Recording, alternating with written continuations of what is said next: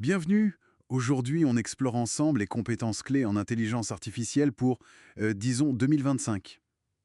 On s'appuie sur une vidéo de Tina Hang qui fait un tour d'horizon assez large, des bases au sujet un peu plus pointu. L'idée, c'est vraiment d'en tirer l'essentiel. Les définitions, ce fameux prompting, les agents IA, le vibe coding, et puis voir un peu où ça nous mène. Alors, on y va. Pour commencer, je crois que c'est important de bien faire le tri entre l'IA, on va dire, traditionnelle, Mmh. le machine learning, quoi, genre les algos de recommandation, et puis l'IA générative, la Gen AI, dont tout le monde parle. Ah oui, c'est essentiel ça. La GI, elle crée des choses. Du texte, des images, du son, de la vidéo. Et derrière ça, on trouve souvent les LLM, hein, les grands modèles de langage, comme GPT, Gemini, Claude. Et beaucoup sont multimodaux maintenant, c'est-à-dire qu'ils peuvent traiter et générer différents types de médias en même temps. Ce qui est vraiment bluffant, c'est cette capacité à sortir du contenu complètement nouveau. D'accord. Et donc, pour parler à cette GI, la compétence numéro un, celle avec le meilleur retour sur investissement d'après la source, c'est le prompting. C'est l'art de lui donner des instructions claires, efficaces. Il y a une petite méthode proposée, tâche, contexte, ressources, évaluation, itération. Mhm. Un exemple concret, créer un post Insta pour du merchandising avec une pieuvre. Bon, la tâche, c'est clair. Mais le contexte, c'est hyper important. Qui parle? Un influenceur expert. Quel format? Un fait amusant? Une annonce? Et puis les ressources. Des photos du produit, le nom de la marque Lonely Octopus, la mascotte Inky, le public. Et même des exemples de posts qu'on aime bien. Ça aide énormément l'IA. Ah oui, tout à fait. Le contexte et les exemples, c'est ça qui va vraiment guider l'IA vers quelque chose de pertinent. Et l'itération, c'est clé. On regarde ce que ça donne, on ajuste le prompt, on réessaye. C'est un dialogue en fait. Oui, c'est pas magique du premier coup. Et pour aller plus loin, affiner encore, la source donne une autre astuce. Revisiter son premier prompt, séparer en phrases courtes, tenter d'autres formulations ou des tâches similaires, et introduire des contraintes claires. L'exemple de la playlist pour un road trip, si on ajoute style country uniquement, ben ça change tout. Exactement. Et ce savoir-faire du prompting, il reste fondamental même avec des outils plus complexes. Que ce soit pour diriger un agent IA ou pour faire du vibe coding, savoir bien demander, c'est toujours la base. Justement, les agents IA. Si j'ai bien suivi, ce sont des systèmes qui vont faire des choses pour nous, atteindre des objectifs. Genre un agent qui répondrait aux mails de base du service client ou un autre qui pourrait coder une première version d'appli web. C'est ça l'idée, oui. La source cite même une prédiction assez forte de Y Combinator. Pour chaque grosse boîte de SaaS, il y aurait un agent IA spécialisé concurrent.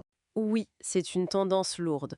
OpenAI les décompose en 6 briques. Le modèle IA lui-même, les outils qu'il peut utiliser, envoyer un mail par exemple, les connaissances et la mémoire, ça c'est hyper important pour le contexte, l'historique.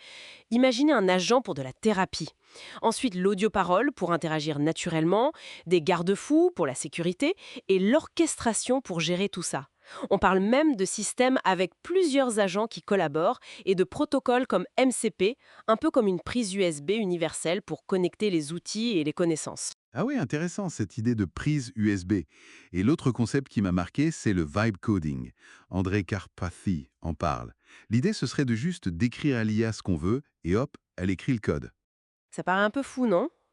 C'est séduisant, c'est sûr, mais ça demande quand même de la méthode. La source propose un cadre. Bien réfléchir avant, un bon cahier des charges, ça reste utile, même pour l'IA. Ensuite, guider l'IA vers les bons frameworks techniques. React, Python, ce genre de choses. On peut même demander conseil à l'IA là-dessus.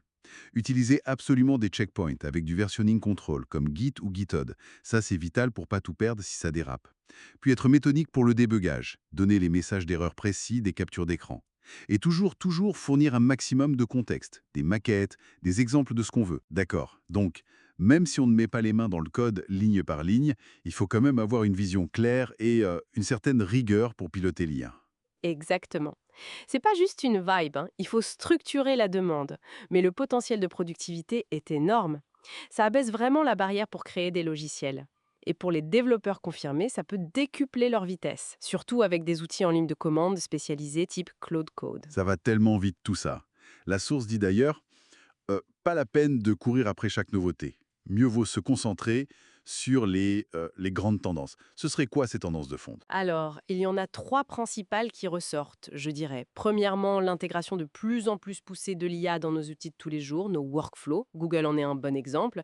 Deuxièmement, les gains de productivité énormes grâce au vibe coding qui démocratise un peu la création technique. Et troisièmement, l'essor des agents IA. Ils promettent beaucoup de personnalisation, d'automatisation et potentiellement de réduire les coûts. En fait, l'IA devient moins un outil à part qu'une couche qui vient améliorer plein de choses existantes. Ok, donc si on résume, bien comprendre l'IA générative, maîtriser le prompting comme compétence de base, saisir le potentiel des agents IA et du vibe coding pour passer à l'action et créer.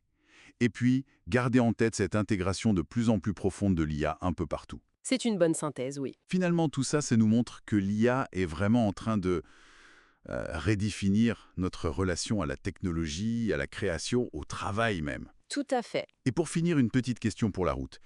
Si les agents et le vibe coding s'occupent de plus en plus de la partie technique, de l'exécution, où est-ce que la valeur ajoutée humaine va devenir encore plus cruciale?